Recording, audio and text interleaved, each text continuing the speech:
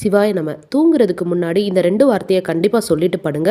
அப்படி சொல்லும்போது நீங்கள் நினச்சது நடக்கும், எந்த பிரச்சனையும் வராமலும் தடுக்கும் அப்படின்னு பெரியவா சொன்ன ஒரு அருளுரையை பற்றி சுருக்கமாக பார்க்கலாமா? இந்த விஷயம் மனித வாழ்க்கையில் ரொம்பவுமே கடைபிடிக்க வேண்டிய ஒரு முக்கியமான விஷயம். மனித பிறவி அப்படின்றது ஒரு அற்புதமான வரங்க. சிலர் ஏன்டா மனித பிறவியாக பிறந்தோம் அப்படின்னு சொல்லிட்டு கவலைப்பட்டுப்பாங்க. இது வரைக்கும் அப்படி நினச்சிருந்தா கூட இனிமேல் அப்படி நினைக்காதீங்க. தினமும் நீங்கள் தூங்குறதுக்கு முன்னாடி இந்த விஷயத்தை கண்டிப்பாக நீங்கள் பண்ணுங்கள். என்னென்னா, ஃபஸ்ட்டு நன்றி சொல்ல கற்றுக்கணும். என்னை படைத்த இந்த பரம்பொருளுக்கும் இந்த பிரபஞ்சத்துக்கும் நன்றி கடவுளே அப்படின்னு சொல்லிட்டு அவங்களுக்கு நன்றி செலுத்தணும்.